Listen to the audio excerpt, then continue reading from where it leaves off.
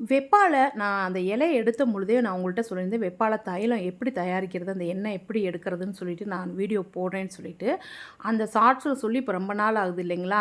சரி அந்த வீடியோவ போட்டுருவோம் அப்படின்னு சொல்லிட்டு இன்றைக்கி அத எடுத்தாச்சு. இந்த கலர் பார்த்தீங்களா, நல்ல பிளாக் மாரி டார்க் பர்பிள் கலருங்க. அந்த பிங்க் ஷேட் லைட்டா இருக்கும். பர்பிள் கலர் ஆயிடுச்சு.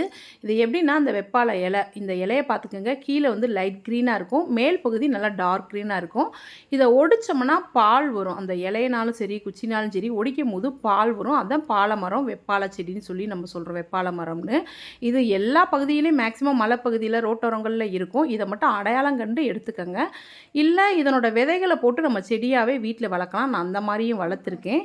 இந்த அவகோடா வந்து எனக்கு அந்த வெப்பால எடுக்கும் பொழுதே அங்கேருந்து எனக்கு கிடைச்சது ஒரு மலைப்பகுதியில. அத சரி தனியா எடுத்து வச்சுக்கிட்டேன். இந்த வெப்பால இலைய மட்டும் நான் இப்போ ஒரு பாத்திரத்தில மாத்துறேன். இது வந்து நீங்க வந்து ஒரு அகலமான பாத்திரம் கூட எடுத்துக்கங்க. நான் எண்ணெய் சிந்திரக்கூடாதுன்றக்காக இந்த பெரிய வாளியில எடுத்திருக்கேன்.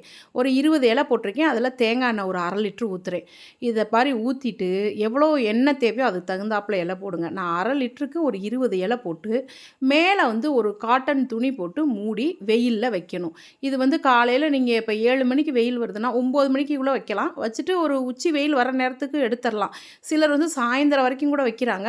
நான் ஒரு 11 மணி வாக்குல எடுத்து வச்சுருவேன். எடுத்து வச்சுட்டு திரும்ப அடுத்த நாள் காலையில 7 மணிக்கு வச்சுட்டு 11 மணி வரைக்கும் வைப்பேன். இதே மாரி மாத்தி மாத்தி வைக்கணும். இப்போ ஃபர்ஸ்ட் டே பாருங்க, அந்த எண்ணெயோட கலர் லைட்டா தான் சேஞ்ச் ஆயிருக்கும். பெரிய அளவுல மாற்றம் இல்லாம லைட் பிங்க்கா இருக்குங்களா? இத எடுத்து வச்சுட்டேன். செகண்ட் டே என்ன பண்ணுறேன், திரும்ப ஒரு 10 இலை அதில போடுறேன். இப்போ பழைய இலைய நான் மாத்தவே இல்ல. அதிலேயே தான் இருக்குது. அதோடயே சேர்த்து தான் போடுறேன். 10 இலைய போட்டு நல்லா கரண்டியில அந்த எண்ணெய்க்குள்ள நல்லா முக்குற மாரி அமுக்கி விட்டுட்டு, அதுக்கு திரும்ப வந்து ஒரு காட்டன் துணி மேலே போட்டு அதே மாரி வெயில்ல வைக்கணும். இப்படியே டே பை டே 1 வீக் வச்சிங்கன்னா, அந்த கலர் வந்து சூப்பரா மாறிரும். அப்படியே பர்பிள் கலரா இருந்ததுங்கல்ல எண்ணெய், அந்த நிறத்துக்கு வந்துரும். இந்த மாரி எடுத்து வச்சுக்கிட்டோம்னா, இந்த எண்ணெய வந்து நீங்க வந்து டான்ட்ரஃப் இருக்குன்னா, கண்டிப்பா யூஸ் பண்ணுங்க. டான்ட்ரஃப் போயிரும். அதே மாரி கை கால்ல சிலருக்கு கருந்திட்டுகள் மாரி வரும், அரிப்பு இருக்கும். சொரியாசிஸே சரி பண்ணிரும்னு சொல்றாங்க. எனக்கு அது எந்த அளவுக்கு உறுதியா தெரியாது. ஆனா நெறைய சித்த வைத்தியர்கள் சொல்றாங்க. சொரியாசிஸ் நோய்க்கும் இந்த எண்ணெய தான் மருந்தா தர்றாங்க. அதனால படம் மாரி ஒரு மாரி வந்ததுன்னு சொன்னா, இந்த எண்ணெய அப்ளை பண்ணா அரிப்பு இருக்காது. நாளடைவுல மாறிரும். இத நீங்க பயன்படுத்தி பார்க்கலாம். இப்ப பாருங்க லைட் பர்பிள் கலர் வந்துருச்சு பாருங்க. ஒரு லைட்டா இன்னும் பிங்க் ஷேட் இருக்கு.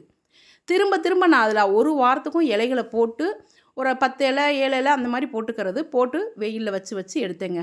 இதே மாரி செய்யும் பொழுது தான், இது சூரிய குடத்தில வச்சு எடுத்ததுக்கு அதனோட முழு பலனும் நமக்கு கிடைக்கும்.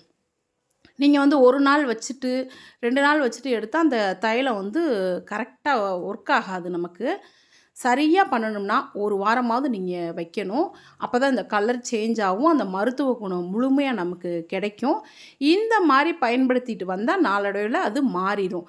நம்ம எங்க போனாலும் இந்த பழங்குடியினர் இருக்க பக்கத்துல எல்லாம் இந்த எண்ணெய் விக்கிறாங்க. வாங்கிட்டு வந்து பயன்படுத்துறோம். இல்ல சித்த வைத்திய கடைகள்லயும் கிடைக்குது. இது வந்து நம்ம வீட்டிலேயே ஈஸியா தயாரிக்கலாம். அதனால இந்த வீடியோ போட்டிருக்கேன். பாருங்க இப்போ 1 வாரம் கழிச்சு நல்ல பர்பிள் கலர் ஆயிடுச்சு. இப்போ ஒரு வடிகட்டி வச்சு ஒரு பாத்திரத்தில நான் அத வடிகட்டி எடுத்துக்கிறேன். நல்லா கரண்டிய வச்சு அந்த இலைகள எல்லாம் பிரஸ் பண்ணி அதில இருக்க எண்ணெய் எல்லாம் ஒரு சொட்டு விடாம மாத்தியாச்சுங்க. இந்த மாத்தி எடுத்த எண்ணெய நான் ஒரு பாட்டில் வச்சிருக்கேன். நீங்க வேற பாட்டில் எதுனாலும் யூஸ் பண்ணிக்கலாம். இது சாதாரணமா ரெட் ஒயின் இருந்த பாட்டில் தான். அந்த பாட்டில் சும்மா இருந்ததுனால சரி அதில நம்ம இந்த எண்ணெய ஃபில்டர் பண்ணி வச்சுக்குவோம்னு சொல்லிட்டு நான் அதில வைக்கிறேன். உங்க வீட்ல நீங்க சாஸ் வாங்கின பாட்டில், இந்த மாரி ரெட் ஒயின் இருந்த பாட்டில், என்ன பாட்டில்னாலும் சரி நல்லா வாஷ் பண்ணிட்டு, அத ஈரம் இல்லாத பாட்டில்ல இந்த ஆயில அதில ஃபில்டர் பண்ணி வச்சுக்கிட்டிங்கன்னா, டெய்லி யூஸ் பண்ண பண்ண அந்த டான்ட்ரஃப் போயிடும். கருந்திட்டு மாரி இருந்தாலும் சரியாயிடும். அரிப்பு இருந்தா அதுவும் சரி பண்ணிடும். ஸ்கின் வந்து இதுக்கு வந்து மாற்று இல்லாம சரி பண்ணக்கூடிய ஒரே விஷயம், அந்த ஸ்கின்ன பழையபடி அதே நிலைமைக்கு கொண்டு வந்து குடுத்துரும்னு சொல்றாங்க இந்த எண்ணெய். நான் வந்து டான்ட்ரஃப்க்கு யூஸ் பண்ணி பார்த்துருக்கேன். நல்ல ரிசல்ட் இருக்கு. இத நீங்க வந்து இந்த மாரி ஈஸியா செஞ்சுக்கிட்டா, நமக்கு பணமும் மிச்சம், அதே சமயத்தில நோயும் ஈஸியா சரியாகும். இதுக்காக நம்ம போய் மெனக்கெட்டு நம்ம அலைய தேவையில்ல. இந்த இலைகள் ரொம்ப எளிமையா ரோட்டோரங்கள்லயும் கிடைக்குது, மலைப்பகுதிகள்லயும் கிடைக்கும். இல்ல யாராவது தெரிஞ்சவங்கள்ட்ட கேளுங்க. இந்த இலைய கரெக்ட்டா மட்டும் ஐடென்டிஃபை பண்ணி எடுங்க. மாற்றா வேற இலையாவது போட்றாதீங்க. அது மட்டும் கவனிச்சு செஞ்சீங்கன்னா, அருமையா நம்ம வீட்டிலேயே வெப்பால தைலம் ரெடி பண்ணிறலாம். இந்த தைலத்த இந்த மாரி பாட்டில்ல ஊத்தி நல்லா க்ளோஸ் பண்ணி வச்சுக்கிட்டிங்கன்னா, எத்தன மாசம்னாலும் சரி அது பாட்டில்ல இருக்கும். கெடாது, எதுவும் செய்யாது. இத ரெகுலரா மட்டும் நீங்க யூஸ் பண்ணிக்கிட்டே இருங்க. ஒரு மாதம் 1 நாள் 2 நாள்லேயே அந்த அரிப்பெல்லாம் இல்லாமல் ஆகிடும். 1 மாதம் யூஸ் பண்ணிட்டா நல்ல ரிசல்ட் கிடைக்குங்க. நீங்கள் ட்ரை பண்ணி பாருங்கள். 1/2 லிட்டர் எண்ணெய்ன்றது ஒரு குடும்பத்துக்கே ஒரு மாதத்துக்கு போதும்னு நினைக்கிறேன்.